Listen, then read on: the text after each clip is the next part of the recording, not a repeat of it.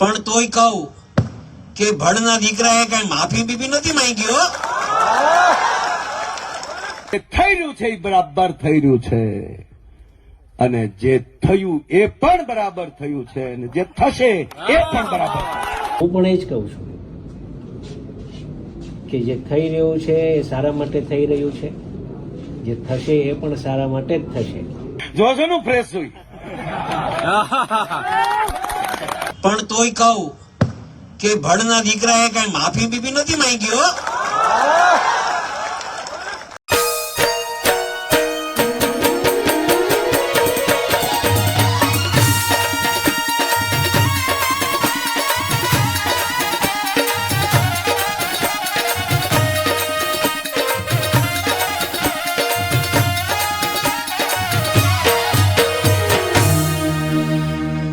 બગદાણાના નવનીત બાલધિયા ઉપર થયેલા હુમલાના ઘેરા પ્રત્યાઘાત પડ્યા હતા અને કોળી સમાજમાં ઉગ્ર આક્રોશ ફાટી રહ્યો હતો. બીજી તરફ આખરે સીટની રચના થયા બાદ જયરાજ આહિરની ધરપકડ કરી લેવામાં આવી છે, જેલ હવાલે કરી દેવામાં આવ્યો છે. પરંતુ હજુ કોઈ એમ સમજતું હોય કે આ મુદ્દો પૂરો થઈ ગયો છે, તો ના, પૂરો નથી થઈ ગયો. જો હીરાભાઈ સોલંકીએ એક સભામાં શું કહ્યું. એક માર ખાય છે, 8 મારે છે, પણ તોય કહું કે ભણના દીકરાએ કઈ માફી બીબી નથી માંગી હો. જો મિત્રો, હીરાભાઈ સોલંકી સ્પષ્ટ કહી રહ્યા છે કે હજી માફી માંગી નથી. અને જે રીતે માયાભાઈએ ગઈકાલે એક કાર્યક્રમમાં કહ્યું હતું કે જે થઈ રહ્યું છે, જે થશે અને જે થઈ ગયું છે, થઈ રહ્યું છે એ બરાબર થઈ રહ્યું છે, અને જે થયું એ પણ બરાબર થયું છે, અને જે થશે એ પણ બરાબર. એ સારું છે. એનો જવાબ હીરાભાઈ સોલંકીએ કઈ રીતે આપ્યો એ પણ સાંભળો. હું પણ એ જ કહું છું કે જે થઈ રહ્યું છે એ સારા માટે થઈ રહ્યું છે, જે થશે એ પણ સારા માટે જ થશે. આ વાસ્તવિકતા છે. કેમ કે ઈશ્વરનો સંકેત એવો કંઈક હોય છે.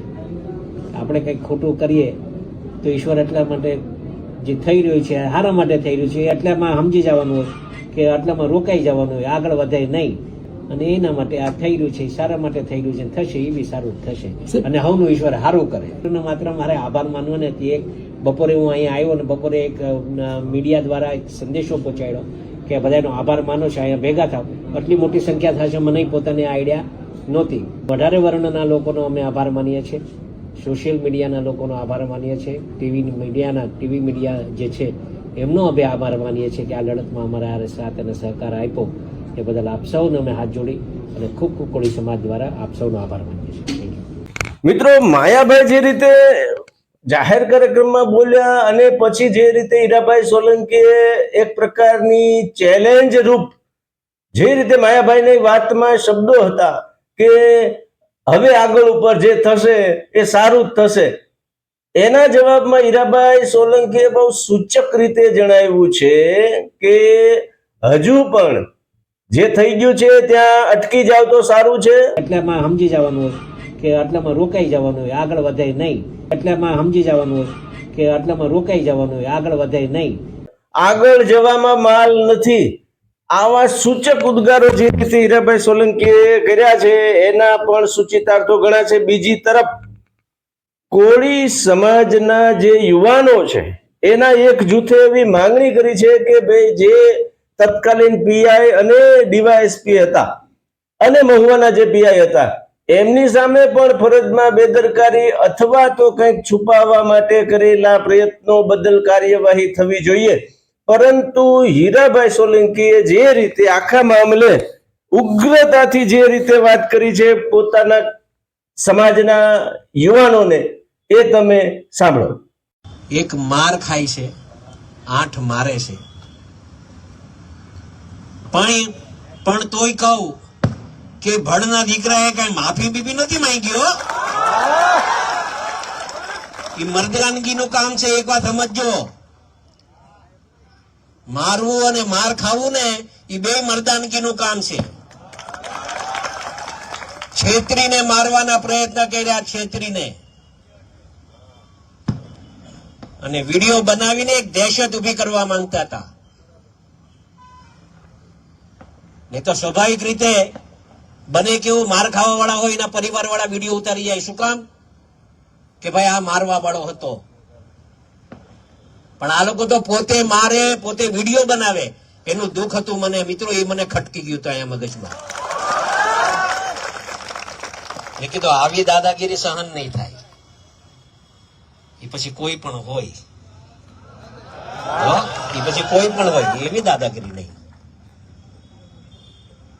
ને મિત્રો આવો તો કેટલાય નવનીતભાઈ પણ કેટલાય અવારનવાર ક્યારેક ક્યાંક બનતું હોય. પણ અમારા ધ્યાન ઉપર જયારે જયારે આ વાત આવી છે ને, ત્યારે કોઈ દિવસ અમારા સોલંકી પરિવારે પાછી પાની નથી કરી. આ બહુ સ્પષ્ટ વાત છે, કોઈ બીજી વાત નથી. અમારે અગાઉ પણ આ વાત કરી હતી, આજે પણ ફરીથી આ વાત કરું છું.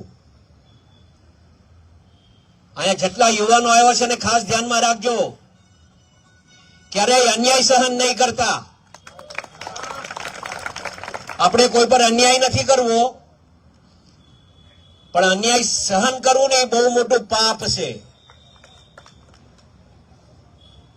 અને મેં કીધું ને કે આ જે રીતે આખા ગુજરાતભરમાં મિત્રો આપણે સાચા હતા, આપણો સમાજ સાચો હતો, નવનીત સાચો હતો. અને એના હિસાબે 18 વર્ણ આપણા હારે હતા. હો, કોઈ એમ કહેતો હોય કે આ સમાજ તમારા હારે નથી, એવું નહોતું. આપણે નામ નથી આપવા, પણ દરેકે દરેક સમાજને એવું લાગ્યું કે આ ખોટું થઈ રહ્યું છે. અને એમાં આ તો કહેવાય ને, ન્યાય અને અન્યાયની લડાઈ હતી. અને ન્યાય ઈશ્વર જોતો હોય ને, અને ઈશ્વરે આપણે ન્યાય આપ્યો છે. મિત્રો એક વાત સમજજો, સમગ્ર મામલે જે રીતે માયાભાઈ આહિર ઘણા સમય બાદ જાહેરમાં આવીને વાત કરી કે ભાઈ હવે જે કાંઈ વસ્તુ છે હું ફ્રેશ છું અને આગળ જે થશે એ પણ સારું જ થશે, પણ કોળી સમાજ જે રીતે આ મામલે ભરી પીવા મેદાને હોય તેવું હજી પણ લાગી રહ્યું છે. આખા સમગ્ર મામલે હીરાભાઈ સોલંકીએ હવે આભાર દર્શન માટે સુરત ગયા છે, ત્યારે સુરતની કેટલીક બેઠકો ઉપર પણ સમાજના સંગઠનોનો ડોળો હોય એવું પણ લાગે છે. કहीं પે નિગાહે કहीं પે નિશાના. આજની તકે કોળી સમાજ પુરુષોત્તમભાઈ અને હીરાભાઈ સોલંકીના એક ઈશારે જેમ કે એમ કરવા તૈયાર છે. બીજી તરફ ભાવનગર જિલ્લામાં બનેલા ક્ષત્રિય પોલીસ કોન્સ્ટેબલના જે આપઘાતના મામલે પણ ઘેરા પ્રત્યાઘાત પડ્યા છે, અને સમાજ જે રીતે પુરુષોત્તમભાઈ અને હીરાભાઈના નામ લઈને એમને બિરદાવી રહ્યા છે, ત્યારે આ મામલો પણ તૂત પકડે તો ના નહીં એવું પણ અત્યારે લાગી રહ્યું છે. એટલામાં સમજી જવાનું હોય કે આટલામાં રોકાઈ જવાનું હોય, આગળ વધાય નહીં. સમજત ન્યૂઝ ચેનલને આજે જ લાઈક કરો, શેર કરો અને સબસ્ક્રાઇબ કરો. આભાર.